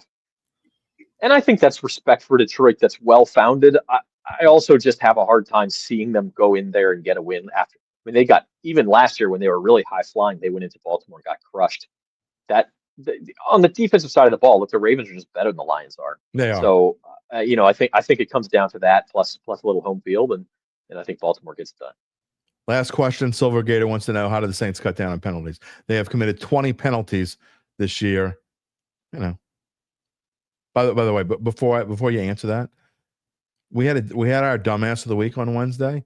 We have one that I think it's the dumbass of the week with a new ID, and he wants to take over for the dumbass of the week because he says the dude on the left is worthless. But I guess you're the left, or are you the left, or are we in a mirror? Maybe we're both. No, I mean, if you look at it, I think I'm on the left, right? That's how I see it. No, whatever. Thanks for the positivity there. Or you're not even good enough to put your name is all small letters RECREID 44 because somebody else is going to want RECREID as their username. You felt the need to put 444 on it, but Jim, congratulations. I think you have value. Don't feed the trolls. Thank you. I like the feed. How about Rams Eagles? How do you feel about Rams Eagles? That's another kind of. That is a tough one because the Eagles coming off of last week. You know how much they put into last week. I don't. You used my line already. I wouldn't touch that game with a stick. That hook, that dangling 3.5 hook. I might be tempted to take the 3.5. We'll see. If I had to pick, I would take the 3.5. If I had to pick, I would take the 3.5. Of the 3 weeks so far this year, Zach, I will say this. I think that this is probably my least favorite week betting wise. There are only like maybe 4 or 5 games that I even kind of like this week. So it is a weird week, but I will tell you, I think we finally see like some survivor carnage. I think that you have these division games where like, could the Broncos go in and beat the Chargers? Could the Titans surprise the Colts at home? That I know Texans, Jags. Like I'm sure Gabe's all over that one. That one I've seen arguments made for both sides. I think the Bucs could be in trouble against the Jets. That's a big survivor game. Tampa Bay's got a load of injuries coming off of a short week. They do. And I think that might be my upset watch is look out for the Bucs at home against the Jets. I'll just say this, and again, I'm not rooting for this to happen because I'm going to buy back. You can in my Survivor League, you can buy back the first 3 weeks. So this is the last week that you can buy back after this week. So I went ahead and I have 4 of my 5. I have not had to buy back yet. I only had to buy back on 1, and on the 4 that I haven't bought back yet, I took all Seattle's there. So. Who did you take on the other one? I took who did I take on the other one? Good Lord, I forgot already. Buffalo was a popular pick. I did not take but Buffalo. Did not take Buffalo. Who did I take? I can't remember right now. Anyway, so there we go. I'll let you know via text. All right. Zach Ewing, thank you so much for coming in on Friday. I know you had to rush to get to the studio to be able to do it. We will see you next week. We'll see how close we are again. We are combined 11-1 with our picks thus far, straight up. We're doing all right. It's the root, baby. All right. See you next week. Zach Ewing, everybody. It's almost time for the pick 'em. Tom Price says the dumbass of the week should always be on Friday. You're probably right, Tom. But sometimes, though, the dumbasses of the week, they just like show themselves on another. What am I supposed to do if somebody's a dumbass and they show themselves on another day? Am I not? I don't know. Zach says don't feed the trolls. See, I enjoy feeding the trolls because there's nothing I enjoy more on this planet, and I'm being serious here, than calling out a moron. There's nothing more fun in the world than calling out a dumbass. I mean, come on. You with me?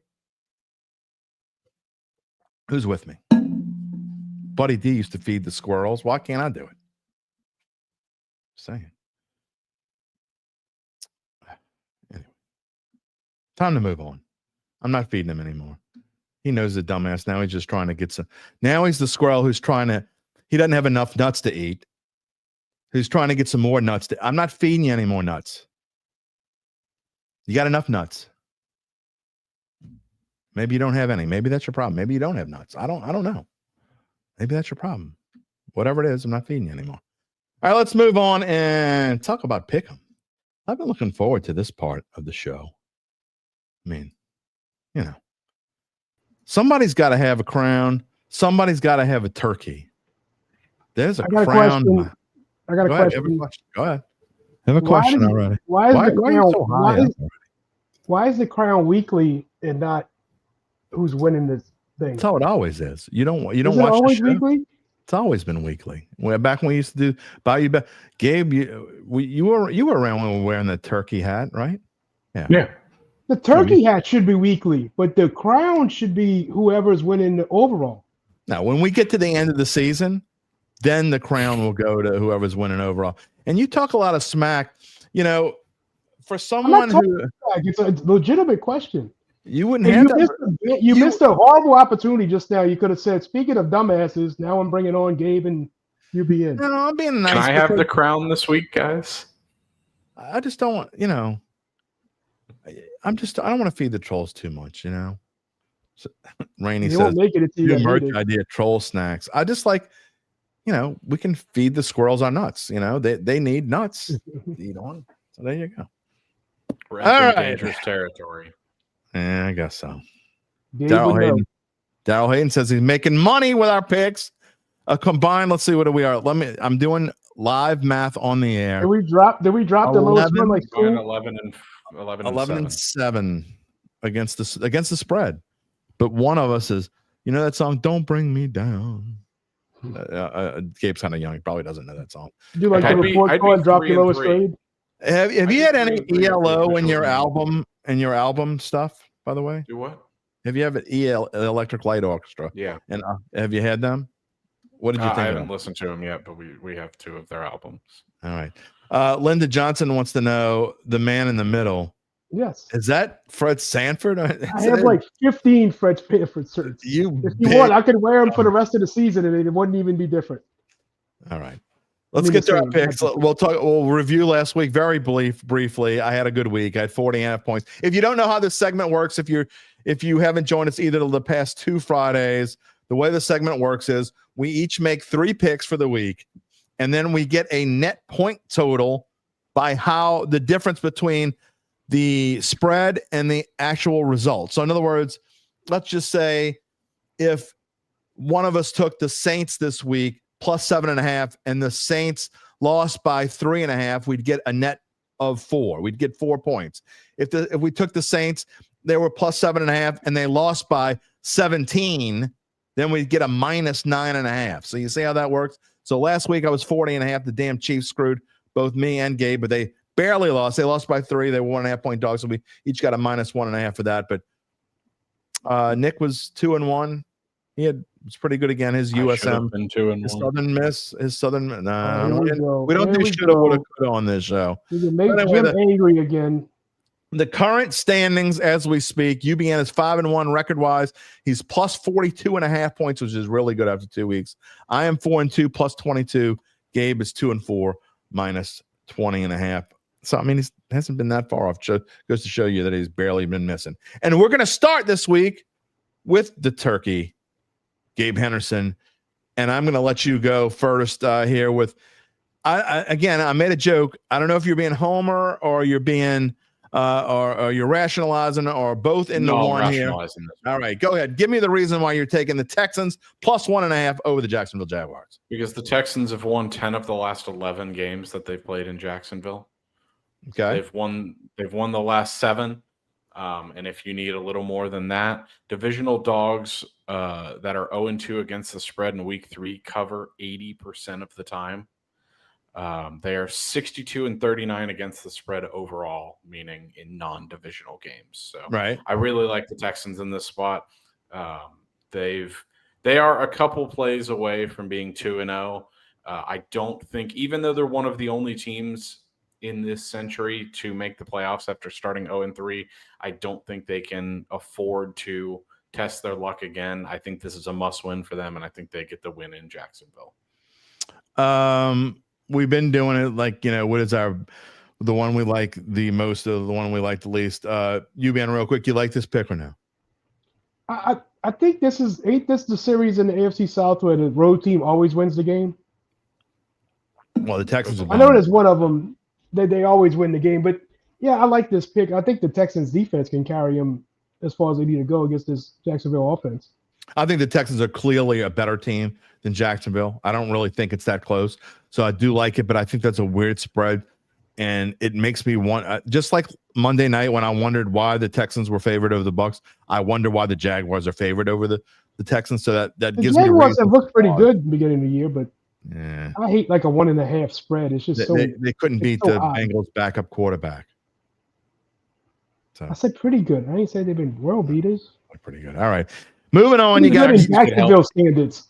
All right, UAB at Tennessee this weekend, over 68.5. And the thing that scares me about these games, Gabe, is when you're talking about a UAB team, like how can they score enough points so where that Tennessee could do it by themselves. It's a lot of points, but at what point does Tennessee need to get to? How many points do you think UAB is going to score this week?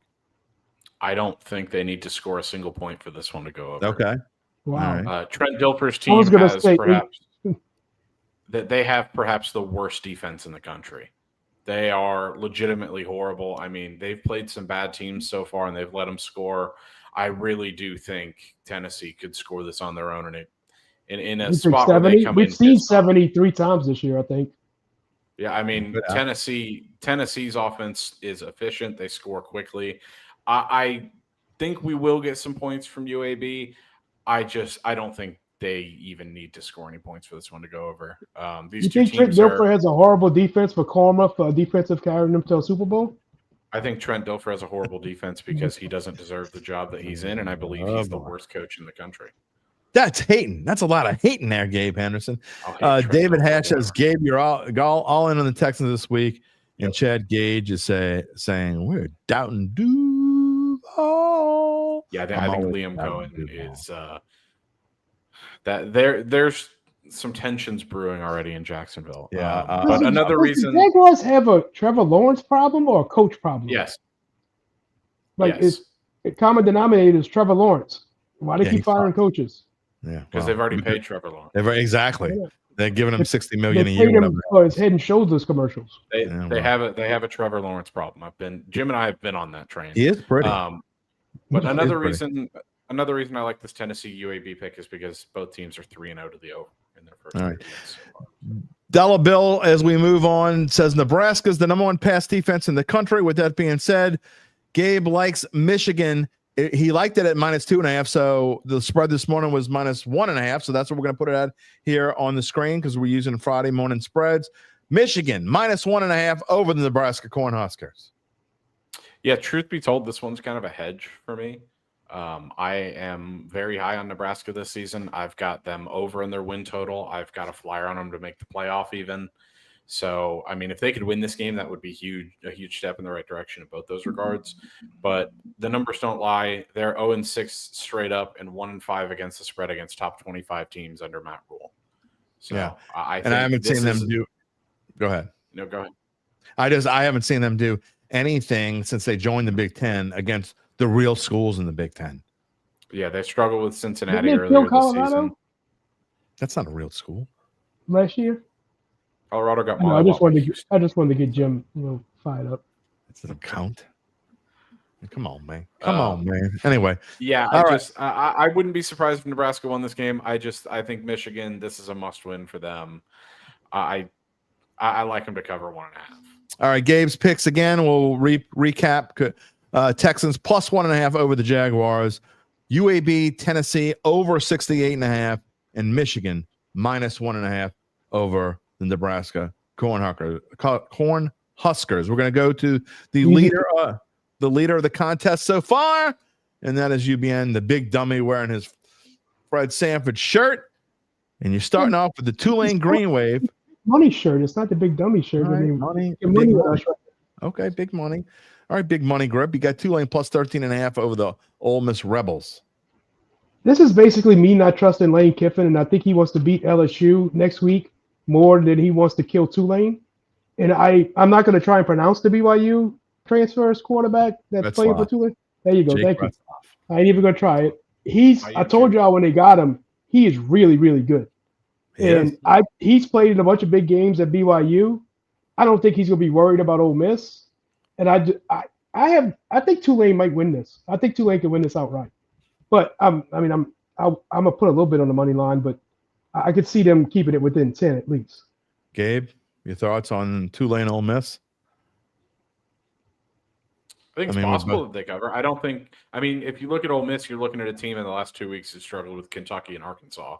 Yeah. So while I'm not particularly impressed with Tulane so far, in terms of what other people are, there's people saying they should be in the top 25. They absolutely shouldn't so far, but I think they've got the talent to be a top 25 team, and I think if they keep this close, I've already. Do we think? I know Jim thinks this. Do you think Tulane has the better coach?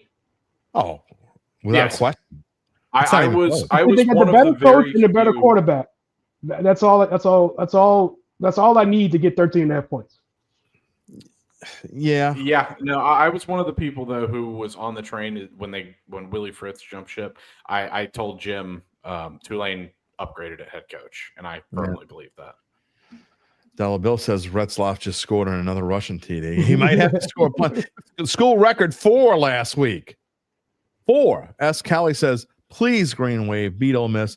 We all don't like hotty toddy. I can tell you right now, I'm hoping my pick this week. I do not want to be 9-0 next week when we show the picks between Zach and I, because I want to get the Tulane pick wrong. I want Tulane to beat Ole Miss. I just don't think I don't like this pick. And again, I'm going back and forth. I don't love it. It's not something I would bet. I think Ole Miss's offense, I think they know that they have to keep scoring in bunches because their defense stinks. And even though they got LSU next week, Lane Kiffin, when he gets the chance to score as many points as possible, he's gonna, because he knows he needs to impress committees. I mean, he's already talked bad about committees plenty of time.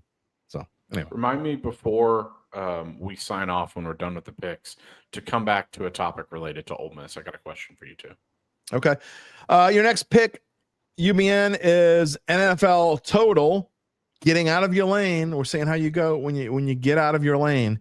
You got Steelers, you got Patriots, you got the over 45.5. And I'm going to say this because we don't really we're not doing it like we were doing it. So if I had to pick one that I like least, this is the one that I like least. I don't like this. I don't know why you think this one's going over, but I can't wait to hear you tell me why. Because these defenses are not your daddy's defenses like they used to be. This is not. Have you seen the points they've given up? I mean, Pittsburgh gave up 34 to Justin Fields and the Jets. The Patriots gave up over 20 to Geno Smith and the Raiders. Yeah, but that was kind of a keep up game for the Steelers, because that was all about Aaron Rodgers in that game. And then what did they do last week? I mean, they did give up 31 to Seattle, but I don't know, man. They given up too many points. And I think it's the low total. I don't think Vegas is caught up to teams and how different they are now. They Okay. don't have the defenses they had that they used to have. So, I mean, it's just, I think the total's too low. I thought it'd be around 46, 48, up in that area. When I seen 45.5, I definitely wanted to jump on it because I see these two teams scoring points. And then lastly, you got Rams and Eagles. And Zach and I touched on this. It is an interesting spot for the Eagles coming off of all the energy that they spent against Kansas City, and people, talking about the tush push, and they should have had jumped off side. They jumped off sides like 2 or 3 times and they weren't calling it. Rams getting 3.5 against the Eagles. That's an interesting spread because I don't know what the look ahead line was, but if I had to guess, that seems like it's come down from probably would have been like 5 or so, but interesting line. 5.5. Yeah. So I don't think the Rams are quite getting enough points here, but I do like the spot for the Rams. I love the spot for the Rams, and I love the Rams defense. And what has Philly's offense showed you the last couple of weeks? I don't think they've been that great. And I think losing to Philly last year in the snow, they got a lot of confidence in that loss because I think if that game goes 4 more minutes, they win the game. Yeah. You know what I mean? And I think they have a lot of confidence coming in. And this may be stupid for me to think about, but does Philly go away from the tush push because everybody's bitching about it? No, they do it more. Keep doing it. They do it more. They keep doing it more. I don't know if they think, well, let me show you we could do it without it. You know what I mean? Yeah. By the way, this line opened at 4.5. Open it for you. Like Charles is saying, I could see it being a 3-point game or something like that, but I definitely think the Rams can win this outright. Gabe, your thoughts? Yeah, I haven't been particularly impressed by the Eagles this season so far. Yeah. So I haven't either. I don't know. I think as we go forward, they're going to start going down. Again, I just don't know there's enough value here. However, I do like this. Again, I do like the spot for the Rams. Bill does make a good if point. it was 3, I wouldn't be taking it, but I'm getting the hook. And Dollar Bill says Eagles have won 2 games basically without A.J. Brown. Triple time zone travel for the Rams. This isn't one that I'll mess with either way. So we'll see. I need to see Jalen Hurts throw the ball more. UBN's got the season crown thus far. I've got the I'm gonna make my own season crown. That way I can have it. You can wear it on the air next week. Go ahead. I'm going to make my picks, my best bets for the week. Again, 2-1 last week, 2-1 in week 1. Can we do it again? We're going to start off with a money line. Again, we can make any pick as long as it's minus 120 or higher. I guess is the way to 120 or higher, or is it 120 or whatever? You know what I mean. So how does that work? You just get the points, whatever. If they win by 10, you get 10. That is correct. I'm taking the Cowboys money line minus 118. I think it's worth the price to pay minus 118 instead of giving the 1.5. And to be honest, I just think the Bears are about a team that could end up in free fall at some point in this season and be in a similar situation. Gabe knows what I think about Caleb Williams, and I'm just never thought that the problem was don't get me wrong. They haven't had a good coach probably since George Hallis. Who the hell knows? If you want to count Mike Ditka. They haven't had a good quarterback since Jim McMahon either. So. Yeah, that's probably they true. Haven't had a good quarterback period. Ever. Jim Harbaugh. Come on, man. They've never had a 4,000-yard pass. Jay Cutler was an interesting quarterback. What about Rex Grossman? He took him to the Super Bowl. Yeah. Anyway, I like the Cowboys. I don't think the Cowboys are that great. I think the Cowboys are an average team. But one thing the Cowboys are going to do this year is beat the teams they're supposed to beat. They got the miracle win last week against the Giants, getting the 70-yard field goal, whatever the hell it was, from the best kicker on the planet, and Brennan Aubrey. And look, then they got another one in overtime. I think they win this game, and I actually think they win this game fairly easily. So I'm willing to give the minus 118 juice on Dallas. I'll let you. I really like the over in that game too. What is it, like 48.5? 51. Oh, that's high. Gabe, what do you think about this pick? Sure. I wouldn't ever bet Dallas this season. He's not the best color man in the business for nothing. Man in the business for nothing, folks. All right, moving on. Look, I think I got Kansas City minus 6 over the Giants.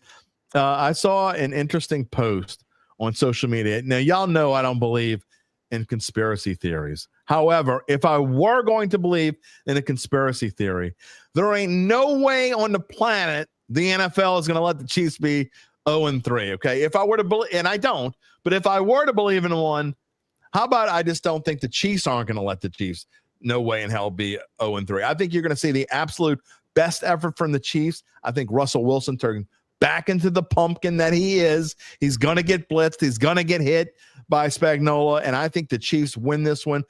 I don't necessarily think it's a super high scoring game, But I don't know. I don't think the Chiefs are going to allow a lot of points. I'm thinking like 23-6 kind of ugly game. But the Chiefs win this one by plenty and plenty enough to cover the 6-point spread. The Chiefs have no wide receivers. Like, it's crazy how bad they are. But they don't need it in this game. I understand what you're saying. And Pacheco hasn't really been the same since his knee injury. So, I mean, it's kind of like it's Mahomes or nothing. Yeah. I mean, Kelsey's just running around doing stuff. I mean, I don't know what's up with him. Well, we all know what's up with him. But he's getting married, man. Yeah, he's got more important things to think about. Yeah, exactly. He's like, a $1.2 billion fiance. What am I doing? Getting hit by these men. All right. And you got anything to say, Gabe? Sure. I'm trying to find it right now. There was a stat that kind of backed people off betting the Chiefs in this spot, but I that wouldn't really affect me. I don't think. I like the Chiefs here. Tally, it's your fault for drafting them. Yeah, that's Callie's talking about you killing yourself. Yeah, Travis Kelce. Yeah, you shouldn't have drafted. He wasn't very good last year either. No. All right.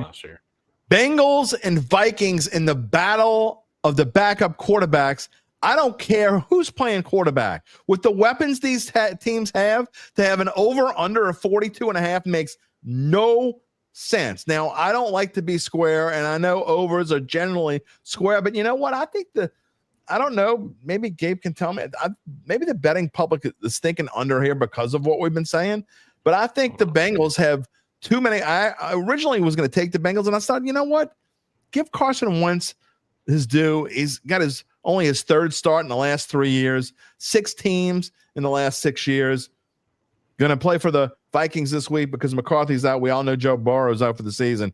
I think this is a high-scoring game. I like the Bengals, but I like the over way more, guys. I think there could be 50-plus points scored in this game. How hard is it? Sorry to tell you, Jim. You're with the public on this one. 66% of the public. Yeah, that sucks. I hate being. Well, I was square yesterday, and it worked out. What you got, UBN? How hard is it to be a backup quarterback for Minnesota and for Cincinnati? Exactly. Hey, Cincinnati, throw it to 1. Hey, you throw it to 18. Done. Like, that's all you got to do. I mean, it's not that hard. Browning's been in this position before. I think he went 4-3 last time he filled in for Burrow. So I definitely could see this going over. I miss seeing this one. I like to bring this up, by the way. The last time I ever put together an all-metro team here in New Orleans, my 2 receivers were Jamar Chase and Justin Jefferson. Just saying. That's to think that was back, I think, in 2017. To think that my last all-metro team receivers are now the 2 best. I mean, you could argue they're the 2 best receivers in football. Well, you ever go back and look at that 2019 LSU roster? It's crazy. It's insane. I mean, it's crazy. Dollar Bill says so many injuries, this game could turn into a backyard football game real quick. I think it's going to be a fun game to watch, Gabe. Yeah, it's going to be real fun. It'll be on one of my TVs. I agree. I heard someone say that the battle for the number 1 receiver in football is up for grabs here. They both have backup quarterbacks throwing to them, so we're going to see who's better. Let's see. How about over under? How about do a parlay? They both catch 7+ this weekend. Oh yeah, it could be an interesting parlay. It's your single game parlay. Are we on the same page? Do you think the top 4 wide receivers in the league right now are LSU players? No. CD? No. CD's better than Brian Thomas. Yeah. I mean, AJ Brown's pretty good though. Yeah, but he's got? Don't get me wrong, Malik Neighbors is a stud, but AJ Brown's pretty damn good. Anyway, Infantry Man says first time we all on the screen. It's not the first time we all on the screen together. We've been on it last 2 weeks. We've been doing me and since the beginning of the season. UBN has a lot less hair than me, but he is skinnier than me now. So there you go. A lot wider than you on the screen, though. All right, guys. Final thoughts because we're running long. Let me get your Saints picks while you're on here. UBN, what do you think happened to Saints Seahawks? You remember the shirt I wore in week 1? It said pain. Oh, club. I really think the dome crowd kind of propelled the Saints softened the blow, kind of propelled them to fight more. This is gonna get ugly. I think this gets ugly. I think we see the real Spencer Rattler. Unfortunately, I agree and hope I'm wrong. Gabe, real quick, what do you think? Yeah, I completely agree. I think Seattle's defense is going to be too much for them to handle. I did have one question for you guys though, Go ahead. and we can make it quick. So we've got 3 LSU fans here. Obviously, next Tuesday, the SEC is releasing the 3 protected rivalries for LSU and for every team once the SEC goes to a 9-game schedule. What 3 protected rivalries would you guys like to see for LSU? You going first, Jim? I'll about. I mean, they got to play Alabama, even though I hate playing Alabama. They've got to play Ole Miss. So it's those 2, and I mean, it would be weird playing a season without Florida, I guess. So those are probably my 3.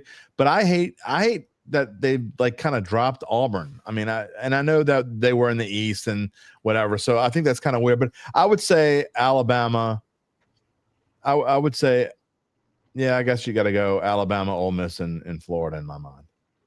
I'd go. I agree, kind of, but I like Arkansas. I think Arkansas, Ole Miss, Florida. Okay. Yeah.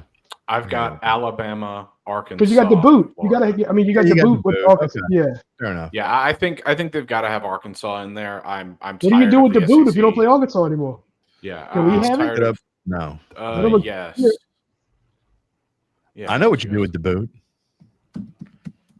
Yeah. All right. Anyway, what are your 3 I games? don't know where you're going with that. Alabama, Arkansas, Florida. Alabama, Arkansas. Oh, you drop Ole Miss. Yeah. So we're We all in agreement with Florida. I think See, you're Florida's younger, so that's why people my age they would never drop Ole Miss because That's Ole why I Miss- wanted to ask the question. Yeah, absolutely. I thought we'd somebody get my age would interesting answers there. never drop Ole Miss if they've been an LSU fan since way back. No, in the day. I'm tired. My fear is that the SEC will give LSU Oklahoma because for some reason, God. since Why? Oklahoma joined the SEC, they've been trying to make that Oh, God, happen. don't do that. It's not a they thing. really are. It's No, never nobody not a thing. cares. LSU fans could care less about Oklahoma. And really, honestly, they've not been yet. trying to make Texas A&M a thing for 30 years, and that's not a thing either. Yeah. We could care less. I could care less if the LSU plays Texas A&M or not. I It doesn't disagree matter. because I live in Jim, Texas. you but realize they're we not in one of the age top order? 3 to me. Wait, what? We're in age order. When you just brought up the age, I just figured out we're in age order. That's a complete coincidence. I do have a question though for you, UBN. I got a question for UBN, and I got to lead in and tell you something first before I ask you the question. We told you earlier we'd let you know more about how Evangeline Securities can help you figure out what your family-run or privately held business might be worth and whether it's time to sell. How do they do it? Well, thank you so much for asking. After their complimentary valuation of your company, if you decide to proceed, native New Orleanians Nick Braden, Ron Melt, and the folks at Evangeline, they'll begin an extensive auction process from among established private equity funds from around the whole wide world, believe it or not. They'll maximize the return for the founder and his or her family. Evangeline Securities is the top producer on their platform. There are very few companies like them in this area, and none, dare I say it, none with their dedication and success. They are fully licensed. They're ready to serve you. So get in touch with Nick and Ron about what's really important. It's not UBN's picks. It's not Gabe's picks. And it's certainly not my picks. UBN, what is really important? The rest of my life. Absolutely. And mine and Gabe's too. You can find our friends at Evangeline at www.evangelinesecurities.com. Okay, guys, next week, make sure you bring what we need to feed the squirrels. That's all I'm going to say. Next week, we're feeding the squirrels. I'll wear a shirt. All right. Gabe, I'll see you on Monday. UBN, see you next Friday. I'll see you tonight. You see me? Oh, that's right. You're going to show. Yeah. I will see you tonight, and bring your megaphone. Later. Shaw might not be able to get one. We'll see. Anyway, that's a whole different story. See you guys later. Later. All right. Always fun on a Friday. Almost fun. S. Cali, great show. Got to roll. Can't wait for Mono e Monday. That's right. Mono e Monday. Charles wants UBN to sit closer. He doesn't need to sit closer to the screen. No way, man. Jeff Gage, the rest of your life. One of these days, you know what I'm gonna do? I'm gonna have one of you guys on. Maybe I'll have one of the Gabe. We can have one of the listeners on and let them answer the question. What's really important? Even they know the answer is the rest of your life. I mean, looks like the spot was almost rehearsed. He said rehearsed. No, man. Then we all know what's important. The rest of your life is important. Evangeline. Daryl Hayden says he's got Chase going tomorrow playing against the guy who has Jefferson. It'll be a fun one for you. Speaking of fun, we've had a lot of fun today. I know the segment went a little bit long. I'm still trying to get used to Damon, and Zach came in a little bit late, and I don't know. We're going to cut this show down. I do not want 2-hour shows anymore. I know some of y'all like it, but trust me, the audience, for people who watch metrics, I know when it's time to cut it off. So we're trying to get the show back to 1:30. And on Fridays, we get to like 1:40. That's okay. But anything longer than that, I'm telling you how it works behind the scenes. So anyway, I tend to run long. I'm a windbag. I fed the squirrels for about 5 minutes today. It is what it is. Maybe we'll feed some on Mono-y Monday. I got a feeling Mono-y Monday is going to be fun no matter what happens. Especially if I'm wrong. If I'm wrong, again, it's more fun to cover a team that's winning. If I'm wrong and Spencer Rattler has a great day and the Saints win, and I got to use 4 of my buybacks, spend $160 to buy back 4 entries, all because I was a dumbass and took the Seahawks, it's going to be fun. I'll let y'all all pick on me. And if the Saints do lose, we'll commiserate together. We'll have it fun. But it is going to wrap it up for us on this Friday. I want to thank today's guests, of course, Damon Singleton, Zach Ewing, UBN, Gabe Henderson, and you. But you're not just our guest, you're our family. Speaking of the family, come back. Gabe will be here Monday. You will be here on Monday. Mono-y Monday. A reminder to subscribe to our Dattitude YouTube page. Click the little bell to receive notifications when we go on the air live, which is every Monday, Wednesday, and Friday at 11 a.m. Central Time. Our next show again, Monday, September 22nd. That's this Monday. If you didn't know that, hard to believe already. Getting towards the end of September. You can also find us wherever you get your podcasts, including Apple, Spotify, and many more. And find a replay of the show on NOLA.com/sports. And if you haven't had enough of me, well, go find VarsitySportsNow.com, and you can listen to me call play-by-play of the rivalry game of the year, Archbishop Shaw High School, Archbishop Rummel High School, in a game for the Megaphone at Joe Zimmerman Stadium in Marrero, live at 6:50 p.m. on Varsity Sports Now. Me and my pal Jim Rapier will be doing the game. Everyone have a wonderful, glorious weekend. Go Saints, go Tigers, and roll wave. Beat them hottie toddies. We will see you on Monday. Take it easy, my friends.